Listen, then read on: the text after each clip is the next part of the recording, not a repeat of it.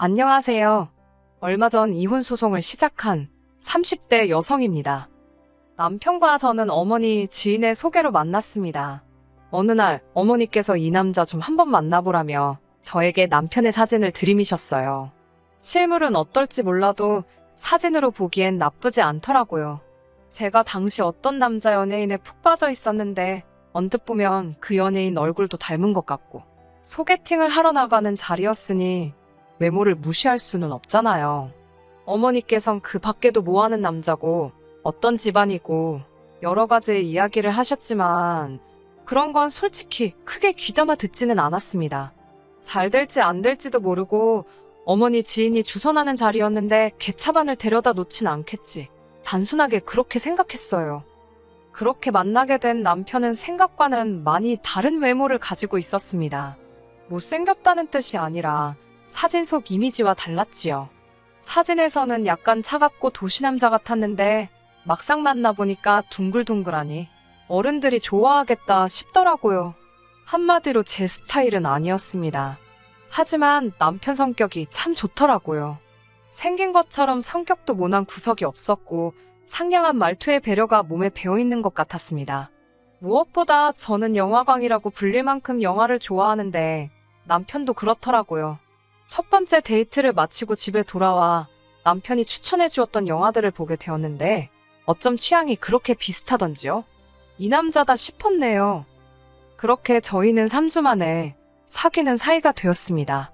결혼을 하겠다는 것도 아니고 단지 제가 연애를 시작했을 뿐인데 친구들도 가족들도 신기해하고 기뻐하고 솔직히 말씀드리자면 제 나이 29살에 처음 하는 연애라서 그랬던 것 같아요. 반면에 남편은 저를 만나기 전 2번의 이별이 있었다고 하더군요. 궁금하지 않았기에 못하러 저런 이야기를 나한테 하지 싶었지만 남편은 저에겐 뭐든지 이야기해주고 싶었다 했습니다. 이런 인간이었으니 저를 속일 거라곤 조금의 의심도 하지 못했어요. 남편과 결혼을 약속한 건 사귄 지 2년쯤 됐을 무렵입니다. 5살 연상의 남편은 연애 초반부터 결혼 이야기를 자주 했어요. 그러다 사귄 지 1년이 넘어가자 본격적으로 결혼하자는 소리를 입에 달고 살더라고요. 처음엔 그런 남편이 부담스러워서 화도 여러 번 냈지요. 그럴 때마다 저같이 좋은 여자를 놓치기 싫어 그렇다며 넉살 좋게 넘어가는 사람이었습니다. 결국 사귄 지 2년 만에 제가 백기를 들었네요. 솔직히 이 정도로 나랑 결혼하고 싶어 하는데 설마 제 눈에 눈물 나는 일을 할까 싶었거든요. 이 사람이라면 평생 나를 지켜주고 행복하게 해주려나 보다 그런 생각도 들었고요. 한편 남편은 연애 시절부터 어떻게든 하루빨리 저를 자기 부모님께 소개시키고 싶어 했습니다. 눈도장을 찍어야 빨리 정도 들고 그럴 것 아니냐고요. 하지만 전 그 정이 무서웠어요.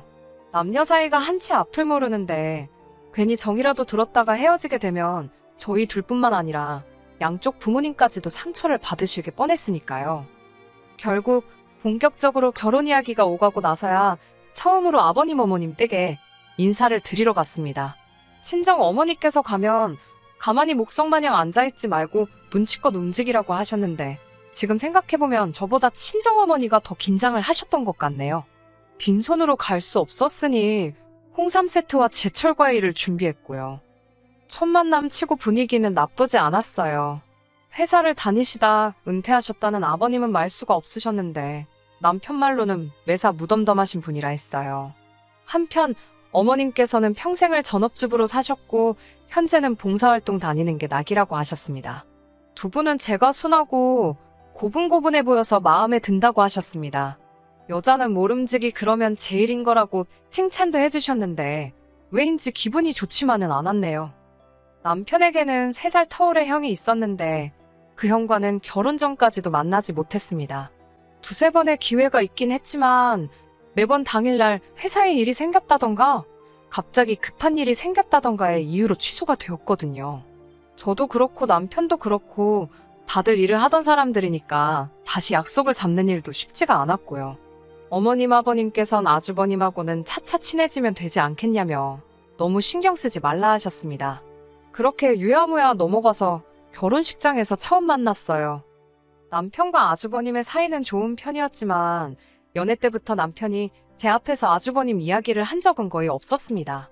아주버님은 지방에서 일을 하고 있다는 것 정도였지요. 그러다 결혼을 며칠 앞두고 아주버님이 유부남이고 아이가 있다고 하더라고요. 솔직히 황당했어요. 이게 뭐라고 말을 안 했지 싶었으니까요. 도무지 이해가 안 돼서 왜 진작에 말하지 않았냐고 물으니 남편의 반응은 자기도 모르겠다며 깜빡했답니다. 그러더니 자기 형이 결혼했고 안 했고가 우리 결혼에 영향을 끼칠 만큼 중요한 일이었냐고 오히려 저에게 반문을 하더라고요.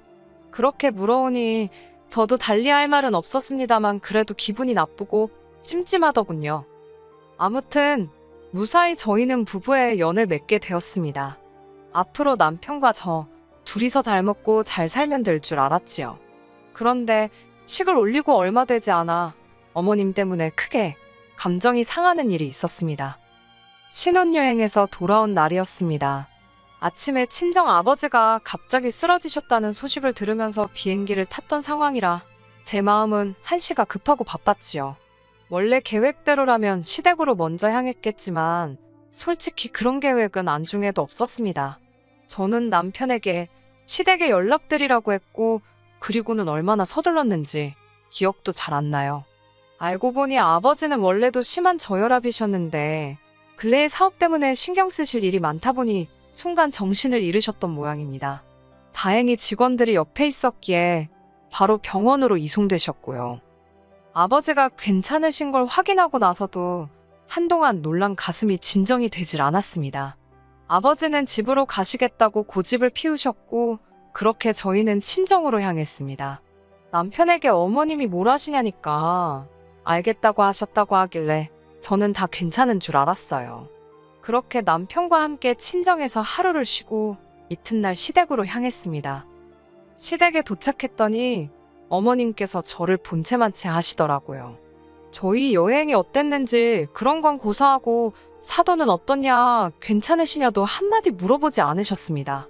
솔직히 저희에 대해서 안 물어보시는 거 저를 무시하신 건 서운하셔서 그러시나 보다.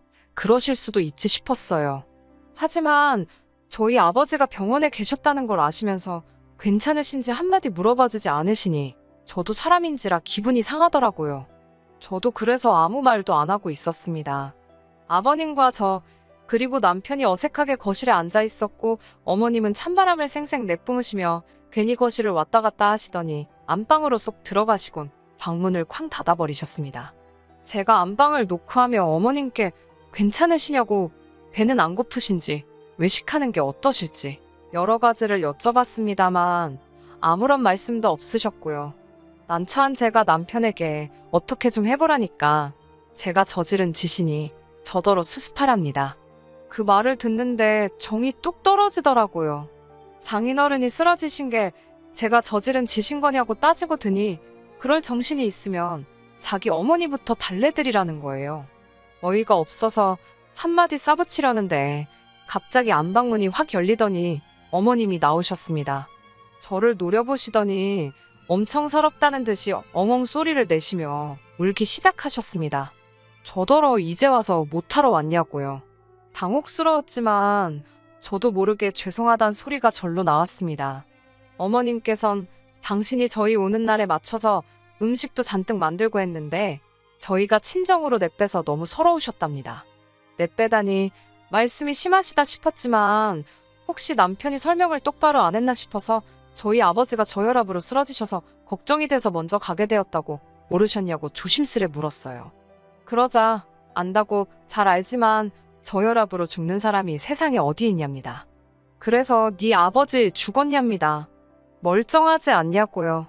제가 놀라서 어떻게 말씀을 그렇게 하시냐고 그랬더니 또 우시면서 서운해서 그러신답니다. 아니 서운하면 막말해도 되는 건가요? 저도 그때는 도저히 표정 관리가 안 돼서 제가 다음에 다시 와야겠다고 인사를 드리곤 자리를 일어났습니다. 남편이 그러고 가면 어쩌냐길래 오빠는 더 있다 오라고 했어요. 나는 불편해서 못 있겠다고요. 그날 그 사건을 계기로 어머님과 제 사이에는 보이지 않는 벽이 생기게 되었습니다. 아버님께선 저더러 적당히 하고 굽히고 들어가라 하셨고 저는 그에 대해서 좋다 싫다 대답하진 않았지요. 다만 가정의 평화를 위해서 며느리 노릇만 하자고 마음을 먹었네요. 이후로 명절이라던가 생신 그리고 어버이날 정도만 챙겼습니다. 생신상 차려달라 하셔서 차려드리고 용돈 챙겨드렸어요. 하지만 어머님은 그런 제 모습을 보곤 제가 죄송해서 그러는 줄 아셨나 봅니다. 그 일이 있고 1년도 되지 않아 아주 어이없는 소리를 들었거든요. 결혼했다던 아주버님은 사실 저희가 식을 올릴 때 이미 이혼한 상황이었습니다. 두 사람 사이에는 아이도 있었는데 이혼하면서 형님이 데리고 갔다고 했어요. 이후로 아주버님은 시댁으로 들어가 살기 시작하셨다고요. 자세한 이야기는 솔직히 궁금하지도 않았고 알고 싶지도 않았습니다. 시댁에 정이라곤 하나도 없었으니까요. 그런데 얼마 전 형님께서 아이를 데리고 시댁에 오셨습니다. 재혼을 하셨는데 재혼 상대도 아이가 있었던 모양이에요. 뭐 속사정이 어떤지는 모르겠지만 아이를 더는 못 키우겠다고 그러면서 시댁에 두고 갔다대요. 어머님께선 저 이야기를 하시면서 이제 당신이 믿을 건 저밖에 없답니다. 어이가 없어서 애를 아무 생각 없이 떠맡으신 거냐고 마음 같아선 따져 묻고 싶었지만 꼭 눌러 참고 확실히 말씀드렸습니다. 작은 엄마의 역할 그 이상은 바라지 마시라고요. 하지만 어머님이 생각하시는 작은 엄마와 제가 생각하는 작은 엄마가 달라도 한참 달랐던 모양입니다. 시댁과 저희 집은 차로 1시간 거리였는데 그럼에도 불구하고 시도 때도 없이 저에게 전화를 걸어오셨어요. 주로 아이가 이런 상황인데 뭘 어떻게 해줘야 하냐는 거였지요. 애가 아픈데 병원에를 데려가라거나 애가 잠을 안 자는데 너희 집에 며칠 데려가서 재우라는 말도 안 되는 황당한 말씀들을 하셨습니다. 그러다 사건이 터졌습니다. 새벽 2시쯤이었는데 어머님께서 전화를 걸어오셨지요. 그 시간에 전화를 하시는 게 처음은 아니셨습니다. 매번 짜증과 걱정을 동시에 하면서 전화를 받아야만 했고 그날도 그랬지요. 어머님께선 애 몸에 두드러기가 난 것 같다며 어떻게 하냐입니다. 병원에 데려가시라니까 저더러 오랍니다. 당신은 너무 피곤하다며 내일 봉사도 가야 한다고. 왜? 그런 날 있잖아요. 유난히 컨디션도 안 좋고 모든 게 짜증나는 날. 제가 그날 그랬습니다. 너무 어이가 없어서 아주버님은 뭐 하시냐 물었어요. 그러자 어머님께선 지금 내일 출근해야 돼서 잔답니다. 그러면서 목소리 낮추래요. 저희 남편 자는데 깬다고요. 그 말을 들으니 정말 응어리 같은 게 가슴속에 목구멍으로 솟구치는 듯 했습니다. 저도 내일 출근해야 한다고 하니까 너는 여자지 않냐고 여자는 가족 돌보는 게 우선이라며 빨리 출발하랍니다. 전 너무 화가 나서 아주버님한테 얘기하시거나 병원에 연락하시라고 했어요. 전 아무것도 모른다고요. 그러자 어머님께선 또 우시더라고요. 어떻게 작은 엄마라는 애가 이렇게 매정할 수 있냐면서 네 새끼여도 그러겠냐입니다. 도저히 어머님의 억지를 상대해 드릴 수가 없어서 남편을 깨웠습니다. 전화기 너머로 제가 남편을 깨우는 소리가 들렸던 모양이에요. 어머님께선 내일 출근해야 하는 애를 왜 깨우냐며 이번엔 화를 내셨습니다. 울다가도 화를 내시고 그러다 다시 저한테 앓는 소리를 하시고 진짜 원맨쇼도 이런 원맨쇼가 없더라고요. 더는 저도 견딜 수가 없어서 남편더러 당신이 받아보라고 휴대폰을 넘겼습니다. 건성건성 네네 하고 대답하는 소리가 들리더니 남편이 저더러 그냥 좀 갔다 오랍니다. 가서 들여다보는 척이라도 하고 오래요. 그러면서 작은 엄마도 엄만 아니냐며 왜 이렇게 모성애가 없냐입니다. 어차피 우리도 애 낳으면 아주버님이고 어머님한테 아쉬운 소리하는 날이 없겠냐며 저더러 먼저 모범을 보이라나요. 제가 덕을 쌓아야 훗날 태어날 우리 애가 그 복을 누린다나 말 같지도 않아서 가볼 테면 당신이나 가보라고 난 모르겠다고 그러고는 돌아 누워버렸습니다. 뒤척뒤척 하다가 밤잠을 설치고 어쨌든 출근은 해야 했으니 일어났습니다. 보아하니 남편도 제대로 못 잔 눈치더라고요. 제가 거실로 나가니 이야기 좀 하잡니다. 출근해야 하는데 바쁜데 왜 그러냐니까 지금 출근이 문제가 아니래요. 그러면서 자기가 밤새 곰곰이 생각해봤는데 조카를 데려와야겠답니다. 자기가 보아하니 어머님은 연로하시고 조카가 온 뒤에는 봉사활동도 못 다니셔서 스트레스를 많이 받으시는 눈치래요. 하던 봉사를 안 하니 죄를 짓는 기분이라며 이미 남편에게 하소연도 여러 번 하셨다고요. 저는 속으로 그깟 봉사하지 마시고 손자나 사랑으로 키워주시지 싶었지만 차마 입 밖에 내지는 않았어요. 남편은 저더러 어차피 매번 전화 받고 하는 것도 피곤하지 않냐면서 이참에 우리 애 키우는 예행 연습한다 생각하고 한번 해보자더군요. 제가 싫다고 더 말할 것도 없다고 싫다고 딱 잘라 거절을 했습니다. 그러자 남편은 그럼 자기가 시댁으로 가서 조카를 키우겠다고 당분간 떨어져 지내잡니다. 그러라고 했어요. 생활비도 못 준다길래 그러라고 했지요. 사실 신혼살림 차릴 때 남편이 모아둔 돈이 생각보다 없어서 집 전세금을 제가 혼자 냈거든요. 대신 결혼 생활에 들어가는 생활비는 전적으로 남편이 부담하고 있었고요. 남편 딴에는 자기가 생활비를 안 준다고 하면 제가 크게 쫄기라도 할 줄 알았나 봅니다. 하지만 아무런 상관이 없었어요. 솔직히 생활비라고 받아봤자 제 옷이나 화장품을 사는데 쓰는 돈은 전혀 없었으니까요. 다 관리비에 공과금 내는데 들어갔지. 그러니 뭐 생활비 안 준다고 제가 쫄 게 뭐가 있겠어요? 무엇보다 제가 남편보다 더 잘 벌고 있었는걸요. 제가 너무 순순히 생활비도 필요 없다. 남편이 시댁에 가서 지내겠다고 해도 그러라 하니까 자기도 괜한 말을 했다 싶었나 봅니다. 몇 번이고 저더러 후회 안 하냐고 물었으니까요. 저는 그만 좀 물어보라고 후회 안 한다고 내일 당장 내려가라고 했어요. 대신 서류 정리하고 가라고요. 그때부터는 오히려 주객이 전도되었지요. 남편이 어머님께 이야기를 했는지 어머님까지도 전화를 하셔서는 이제는 조카 문제 때문에 절 찾지 않을 테니 그저 둘이서만 행복하게 지내랍니다. 하지만 이 전화마저도 저는 불편하고 짜증이 났어요. 어머님이 또 누가 뭐라고 한 것도 아닌데 세상 서럽게 우셨으니까요. 어머님께선 당신은 저에게 바라는 게 하나도 없었는데 제가 당신을 너무 밀어낸다며 제가 그렇게 당신을 싫어하니 당신이 사라져 주시겠다나요? 어휴, 막말로 그런 소리도 한두 번이지요. 하도 들어서 인이 박혀 있었으니 시쳇말로 씨알도 안 먹혔지요. 양측이 소년 이야기도 모르시나 한번 읽어드려야 하나 싶을 정도였네요.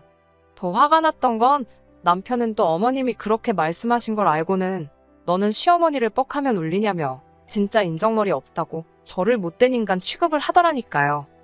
이 꼴 저 꼴 보기는 싫고 그런데 남편은 이혼은 안 하겠다고 어깃장을 놓으니 어쩔 수 없이 제가 이혼 소송을 걸었습니다. 남편이 비협조적으로 나온 덕분에 시간은 좀 걸릴 것 같지만 변호사 말이 저에게 불리할 건 없을 거라고요. 마음 편하게 먹고 잘 지내고만 있으라고 그러대요. 지금까지도 남편에게선 연락이 옵니다. 저더러 아직 애가 없어서 조카 이쁜 줄도 모르는 거고 어머님이 마음이 여려서 그러신 거지 아기는 없다고 여전히 제 입장은 안중에도 없는 그 모습을 보고 이혼의 확신을 갖고 기다리고 있어요. 제 주변 사람들 반응도 양갈래로 나뉘는 편입니다. 몇몇 사람들은 그래도 한번 참지 그랬냐, 애가 나중에 크고 나면 얼마나 너한테 고마워하겠냐며 저를 탓했고 또 다른 사람들은 남의 애를 왜 너가 떠맡냐, 너네 시댁 이상하다 그러며 저 대신 욕을 해주기도 했어요. 하지만 사실 사람들의 의견이 뭐가 대수겠어요. 중요한 건 제 마음이지요. 앞으로도 한동안 쉬운 시간은 아닐 것 같지만 그동안 해왔던 신경전 모두 내려놓고 제 마음을 돌아보며 지내려고요. 끝까지 들어주셔서 감사합니다. 오늘의 사연은 여기까지입니다. 구독과 좋아요, 알람 설정 부탁드리고 더 좋은 사연으로 다시 찾아뵙겠습니다. 감사합니다.